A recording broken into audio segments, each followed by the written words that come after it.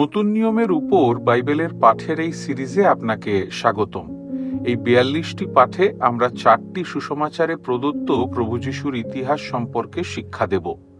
আমরা বেথলেহেমে খ্রিস্টের নতনম্র জন্মের পূর্ববর্তী দিনগুলি দিয়ে শুরু করব।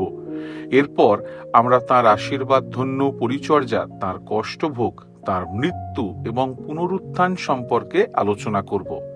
পৃথিবীতে তার নতনম্র জীবন তাঁর স্বর্গারোহণের মাধ্যমে শেষ হয় এবং এরপরে পবিত্র আত্মার আশীর্বাদপূর্ণ বর্ষণ আমরা লক্ষ্য করতে পারি। পরিশেষে আমরা সর্বকালের সর্বশ্রেষ্ঠ সুসমাচার প্রচারক প্রেরিত পৌলের আহ্বান এবং পরিচর্যা সম্পর্কে শিক্ষা দেব। এই শেষ পাঠগুলি প্রেরিতদের কার্যবিবরণী থেকে শেখানো হয়েছে এবং পৌলের মিশনারি যাত্রাগুলি এর মধ্যে অন্তর্ভুক্ত রয়েছে। এই বক্তৃতাগুলির সাথে উপস্থাপিত প্রশ্ন এবং তত্ত্বজ্ঞান অনুশীলনগুলির সাথে পাঠ্য নির্দেশিকাটি ব্যবহার করতে ভুলবেন না। আমরা আশা করি এই পাঠগুলি আপনার জন্য আশীর্বাদের কারণ হবে। ধন্যবাদ। আমাদের বাইবেল অধ্যয়নের দ্বিতীয় পাঠে আমরা বাপ্তিস্মদাতা যোহনের জন্মের উপর আলোকপাত করতে চাই। এই পাঠটি দুটি ভাগে বিভক্ত। প্রথম অংশে আমরা তার জন্মের ঘোষণা নিয়ে আলোচনা করব, যা আমরা লুক ১ অধ্যায় পদ ৫ থেকে ২৩ পদে পাব। দ্বিতীয় অংশে আমরা বাপ্তিস্মদাতা যোহনের জন্মের দিকে নজর দিতে চাই, যা আমরা লুকের প্রথম অধ্যায় পদ ৫৭ থেকে ৮০ পদে পাব। আমরা লুকের প্রথম অধ্যায় ৫ পদ থেকে ২৩ পদে তার জন্মের ঘোষণা দিয়ে শুরু করি। আমাদের কল্পনায় আমরা জেরুসালেমের মন্দিরে যাই এবং সেখানে আমরা একজন বৃদ্ধ ব্যক্তিকে দেখতে পাই, যিনি বলিদানের জন্য প্রস্তুতি নিচ্ছেন। এই ব্যক্তিকে তিনি সখরীয়। সখরীয় ইলিসাবেতের সাথে বিবাহিত। তারা উভয়ই হারনের বংশধর, তাই তারা যাজকত্বের অংশ এবং তারা উভয়ই বৃদ্ধ। কিন্তু বাইবেল আমাদের বলে যে তারা ঈশ্বরের সমস্ত আদেশ পালন করে ধার্মিকও ছিলেন। তাই সখরীয় ছিলেন এমন একজন যিনি ঈশ্বরের বাক্যে বিশ্বাস করতেন এবং বলিদানের অর্থও বুঝতেন। কিন্তু বাইবেল আরও বলে যে ইলিসাবেত বন্ধ্যা ছিলেন এবং তাই তারা নিঃসন্তান ছিলেন, এবং যে কোনো যিহুদি দম্পতিদের জন্য সন্তান না থাকা, অর্থাৎ কোনো বংশকে এগিয়ে নিয়ে যাওয়ার মতো কোনো সন্তান না থাকা একটি লজ্জাজনক বিষয় ছিল। আমরা কল্পনা করতে পারি যে সখরীয় এবং ইলিসাবেত প্রায়শই সন্তানের জন্য প্রার্থনা করতেন, কিন্তু মনে হচ্ছে প্রভু তাদের প্রার্থনা শোনেননি। ওহো, কি শিক্ষা! কোনো প্রার্থনা করার আগে আমাদের এটি বোঝা উচিত যে সমস্ত প্রার্থনা শোনা হয় না, কারণ সেগুলি প্রকৃত প্রার্থনা নয়। একটি সত্য প্রার্থনা হলো এমন একটি প্রার্থনা যা ঈশ্বর হৃদয়ের মধ্যে দেন। এটি এমন একটি প্রার্থনা যা আমরা করতে থাকব এবং আমরা সর্বদা তাঁর ইচ্ছা পূরণ করতে থাকব। আচ্ছা, তাহলে আমরা দেখতে পাচ্ছি যে সখরীয়কে এখন বলিদান করার জন্য ডাকা হয়েছে। আমাদের এটিও বুঝতে হবে যে অনেক যাজকরা ছিল, একটি কাজের জন্য অনেক বংশধর ছিল। তারা সকলে একই সময় মন্দিরে থাকতে পারত না এবং সকলেই একই সাথে বলিদান করতে পারত না। তাই দাউদ ইতিমধ্যেই যাজকদের বিভিন্ন দলে নিযুক্ত করেছেন এবং তারপর গুলিবাট দ্বারা একজন যাজককে মন্দিরে সেবা করার জন্য নির্বাচিত করা হয়েছিল। তারপর সেই গুলিবাট অবশেষে সখরীয়র উপর এসে পড়ল। তাকে আগে কখনো এটি করার অনুমতি দেওয়া হয়নি। আমরা সহজেই কল্পনা করতে পারি যে সখরীয়র হৃদয় আনন্দে পূর্ণ যখন তিনি ঈশ্বরের উদ্দেশ্যে এই বলিদান উৎসর্গ করার প্রস্তুতি নিচ্ছিলেন।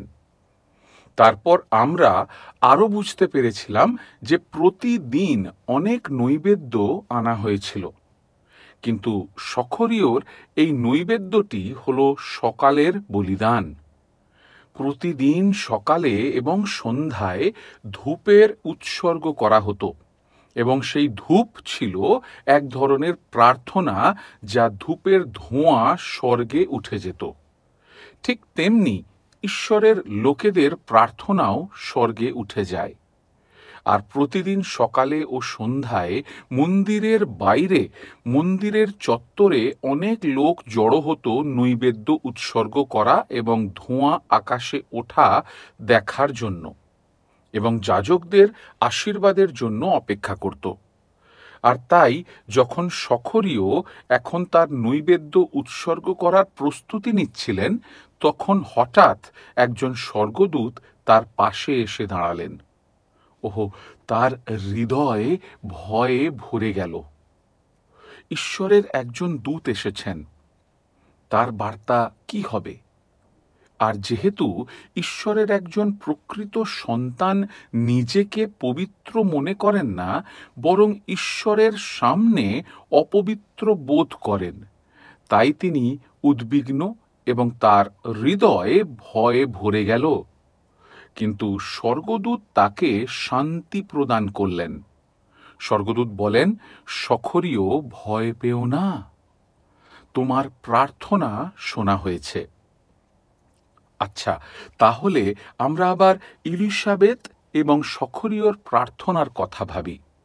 আমরা সহজেই কল্পনা করতে পারি যে সখরীয় প্রায়শই প্রার্থনা করতেন যে তাকে বলিদান করার অনুমতি দেওয়া হবে, আর সেই প্রার্থনা শোনা হয়েছিল। আজ তাকে মন্দিরে প্রভুর উদ্দেশ্যে বলি উৎসর্গ করার অনুমতি দেওয়া হয়েছিল। কিন্তু আর কোন প্রার্থনা?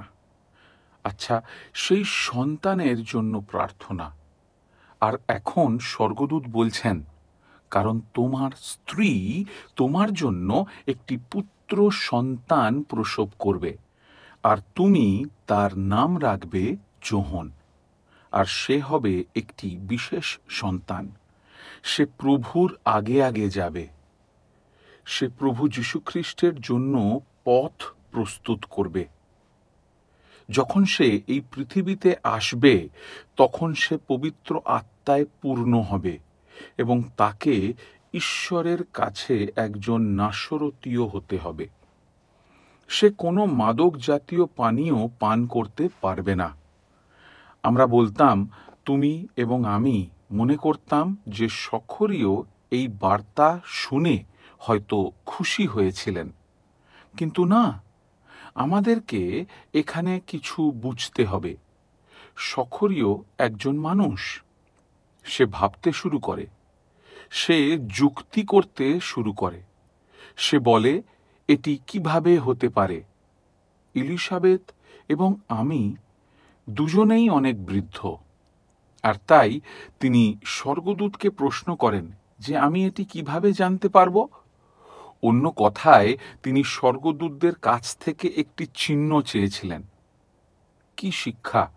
সখরীয় ঈশ্বরের কাছে ধার্মিক, তার সমস্ত আদেশ পালন করেন, কিন্তু তবুও তিনি সেখানে স্বর্গদূতের বার্তা বিশ্বাস করতে পারছিলেন না। আমরা বুঝতে পারি এবং সেখানে আমাদের মনোযোগ দিতে হবে যে বিশ্বাস এমন কিছু নয় যা আমাদের হৃদয়ে বাস করে, বরং বিশ্বাস ঈশ্বরের কাছ থেকে আসা একটি দান।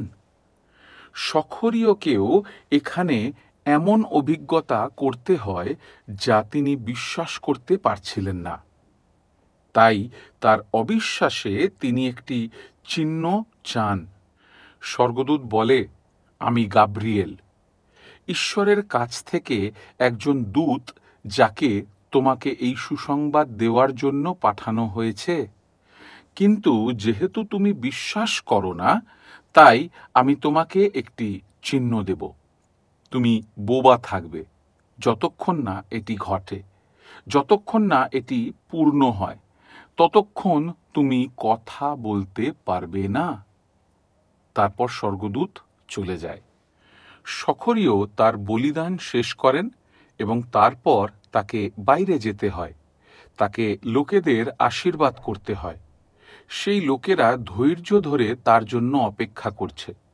তারা মনে করতে লাগলো যে এত সময় লাগছে কেন, বিশেষ করে যখন সখরীয় তাদের আশীর্বাদ করার জন্য তার হাত তুলেছেন, কিন্তু তার মুখ থেকে কোনো কথা বেরোচ্ছে না। তিনি কোনো কথা বলতে পারছেন না। তিনি হাতের দ্বারা ইশারা করে তাদের চলে যেতে বললেন। তখন লোকেরা অবাক হয়ে গেল যে কি ঘটেছে, এবং তারা ভবিষ্যতে এটি দেখতে পাবে। তারপর যখন সখরীয় এই মন্দিরে তার বলিদানের সময় শেষ করলেন, তখন তিনি তার স্ত্রী ইলিসাবেতের কাছে ফিরে গেলেন। আপনি নিশ্চিত থাকতে পারেন যে তিনি মন্দিরে যা ঘটেছিল তা তার স্ত্রীর সাথে ভাগ করে নিয়েছেন। তারপর আমরা পড়ি যে ইলিসাবেত গর্ভধারণ করেছিলেন। আমাদের পাঠের দ্বিতীয় অংশে আমরা এটির উপর আলোকপাত করতে চাই। আমরা আপনাকে লুকের প্রথম অধ্যায়ের 51 থেকে 80 পদে ফিরে যেতে বলবো, যেখানে আমরা যোহন বাপ্তাইজকের জন্ম দেখতে পাব। যখন বাপ্তিস্মদাতা যোহনের জন্ম হয়, তখন সমস্ত ছেলে মেয়ে অর্থাৎ যিহুদিদের ছেলেদের মতো তাঁরও ত্বকচ্ছেদ করতে হয়েছিল। অষ্টম দিনে ঈশ্বর ইতিমধ্যেই অব্রাহামের সাথে ত্বকচ্ছেদ করার এই রীতি চালু করেছেন, যাতে অষ্টম দিনে প্রতিটি ছেলে শিশুকে ত্বকচ্ছেদ করানো হয়, এবং এটিকে একটি চিহ্ন এবং শিলমোহর হিসাবে দেওয়া হয় যে তারা ঈশ্বরের এবং তারা ঈশ্বরের চুক্তির অধীনে। আর তাই লোকেরা জড়ো হয়েছিল। লোকেরা অবাক হয়েছিল যে ঈশ্বর সখরীয় এবং ইলিসাবেতকে তাদের বৃদ্ধ বয়সে একটি পুত্র সন্তান দিয়ে করুণা করেছেন। আর এখন যখন তাকে ত্বকচ্ছেদ করা হবে এবং একটি নাম দেওয়া হবে, তখন তারা পরামর্শ দেয় যে তার পিতার নামানুসারে তাকে সখরীয় বলা উচিত। কিন্তু ইলিসাবেত বলেন, না, তা নয়, তাকে যোহন বলে ডাকা হবে। লোকেরা বুঝতে পারে না কেন এটি হবে। তারা বলে যে আপনার এই নামের কোনো আত্মীয় নেই, কিন্তু তারা সিদ্ধান্ত নেয় যে তারা সখরীয়কে জিজ্ঞাসা করবে। আর তাই তারা সখরীয়র কাছে যায় এবং তিনি লেখার জন্য একটি ফলক চান। আর সেই ফলকে তিনি লেখেন, তার নাম হবে যোহন। আর সঙ্গে সঙ্গে তার মুখ খুলে যায়। তিনি তৎক্ষণাৎ কথা বলতে পারেন। আর তারপর তার হৃদয় এতটাই পরিপূর্ণ হয়ে যায় যে তিনি পবিত্র আত্মায় পূর্ণ হয়ে যান এবং ভবিষ্যৎবাণী করতে শুরু করেন। এখন আপনি হয়তো ভাববেন যে তিনি গাব্রিয়েলের কথা অনুসারে তার সন্তানের বিষয়ে ভবিষ্যৎবাণী করতে শুরু করবেন। কিন্তু জেনে রাখুন, তিনি প্রভু যীশু খ্রিস্টের বিষয়ে ভবিষ্যৎবাণী করতে শুরু করেন, কারণ তিনি দৃঢ়ভাবে বিশ্বাস করতে পেরেছিলেন যে যদি যোহন প্রভু যীশু খ্রিস্টের অগ্রদূত হন, তাহলে খ্রিস্ট অবশ্যই আসবেন। তারপর ঈশ্বরের সময় এসেছে ইসরায়েলের প্রতি অনুগ্রহ দেখানোর, দাউদের কাছে তার প্রতিশ্রুতি পূরণ করার, যে তিনি দাউদের বংশ থেকে একজন ত্রাণকর্তা পাঠাবেন এবং তিনি প্রাচীনকালের একজন অব্রাহামের সাথে যে চুক্তি করেছিলেন তা পালন করবেন। তারপর তিনি যোহনের বিষয়ে কথা বলতে শুরু করলেন এবং বললেন, তুমি সর্বোচ্চ ভাববাদী হবে, তুমি প্রভুর জন্য পথ প্রস্তুত করার জন্য তার আগে আগে যাবে। যেমন একজন রাজা যখন দেশে ভ্রমণ করেন, তখন একজন বার্তাবাহক রাজার আগে যান। তাই যোহন প্রভু যীশু খ্রিস্টের আগে যাওয়ার জন্য একজন বার্তাবাহক হবেন, মানুষের হৃদয় প্রস্তুত করার জন্য, যাতে এমন একজন থাকে যাদের এই ত্রাণকর্তার আগমনের প্রয়োজন হয়। তাহলে তিনি সেই মরুভূমিতে একটি কণ্ঠস্বর, যেমন যিশাইও ইতিমধ্যেই ভবিষ্যৎবাণী করেছিলেন। মালাখিকে এই ভবিষ্যৎবাণী করতে দেওয়া হয়েছিল যে তিনি প্রভুর সামনে পথ প্রস্তুত করবেন, যাতে পবিত্র আত্মায় পরিপূর্ণ সকলেও ঈশ্বরের প্রশংসা ও আশীর্বাদ করতে পারেন। এরপরে আমরা সখরীয় এবং ইলিসাবেথ সম্পর্কে আর কিছু পড়ি না। তবে আমরা পড়ি যে বাপ্তিস্মদাতা যোহন মরুভূমিতে বেড়ে উঠেছিলেন। তিনি মরুভূমি থেকে একজন ভাববাদী হিসাবে আসবেন, যখন তিনি 30 বছর বয়সে প্রভুর জন্য পথ প্রস্তুত করবেন। তাহলে আমরা চাই যে এই পাঠটি আমাদের শেখাতে পারে যে আমাদের বিশ্বাসের প্রয়োজন, যীশুখ্রিস্টের উপর বিশ্বাস। কিন্তু বিশ্বাস এমন কিছু নয় যা আপনি এবং আমি তৈরি করতে পারি, কিন্তু প্রভু আমাদের হৃদয়েও সেই বিশ্বাস দান করুন যখন আমরা পরবর্তী পাঠটি শুনব, যাতে আমরা বিশ্বাস করতে পারি যে যিশুই হলেন খ্রিস্ট, ঈশ্বরের পুত্র, বিশ্বের ত্রাণকর্তা। ধন্যবাদ।